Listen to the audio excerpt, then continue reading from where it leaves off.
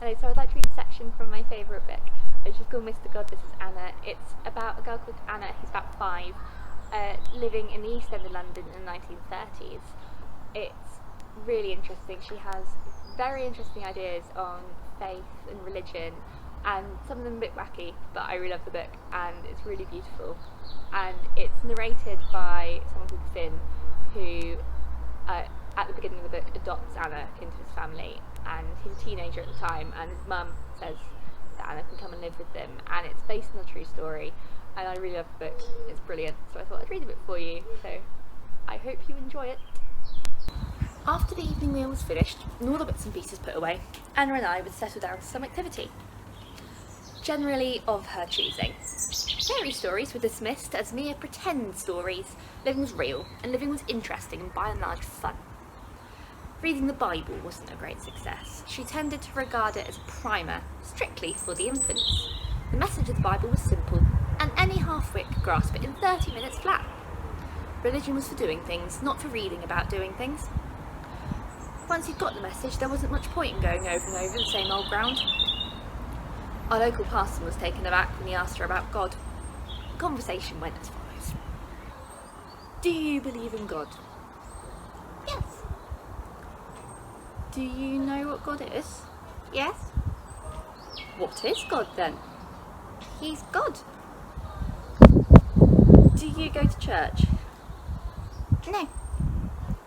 Why not? Because I know it all. And what do you know?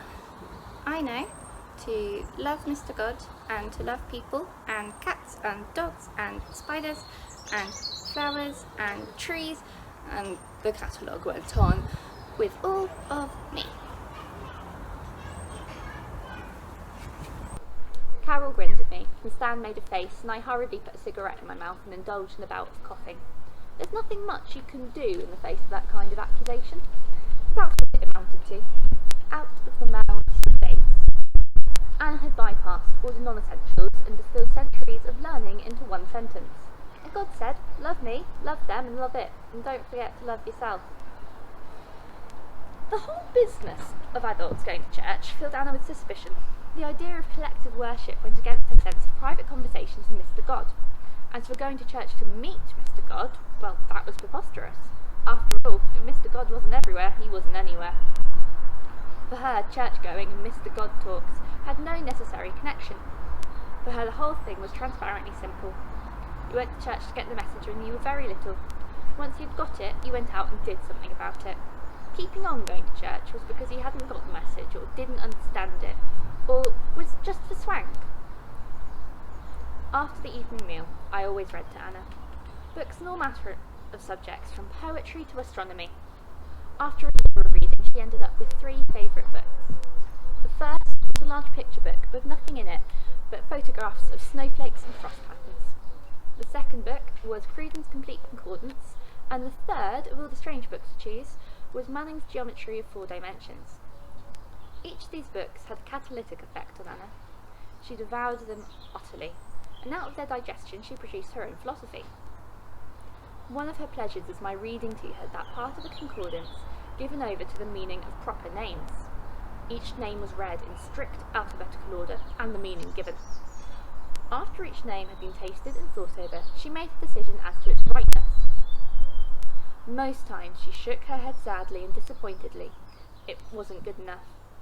Sometimes it was just right. The name, the person, the meaning, all fitted perfectly for her, and with a burst of excitement, she would bounce up and down on my lap and say, "Put it down, put it down."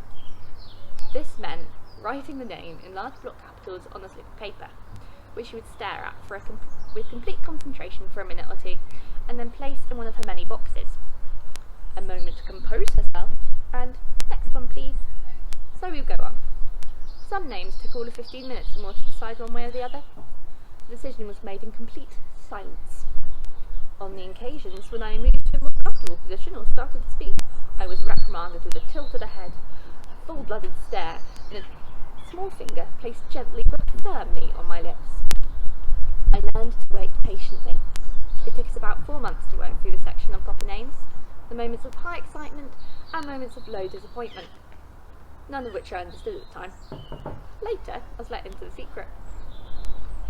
Since our first meeting, God had been given the title of Mr. God. The Holy Spirit, for some reason known only to her, was given the name Vrach. I rarely heard her use the name Jesus. Whenever she referred to Jesus, it was as Mr. God's boy. One evening we were working our way through the J's, and came eventually to Jesus. I'd hardly got the name out before I was stopped by a no, a wagging finger, and next one please. Who was I to argue? I pressed on. The next name in the list was Jebba. I had to pronounce this 3 times, and then turning to me she said, "Read what it says." So I read. Jebba, meaning that he excels or remains, that examines, searches, or line or string.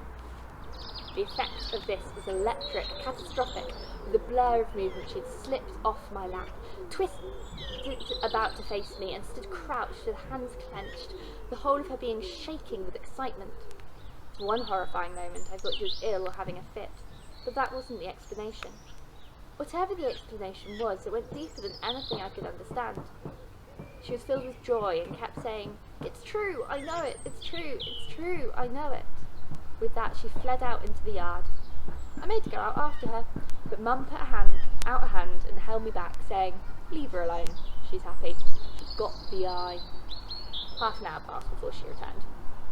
Without a word she climbed onto my lap, gave me one of her special grins and said, "Please write the name big for me tonight," and then went to sleep. She didn't even wake up when I put her to bed. It was months before the word epilepsy faded from my thoughts.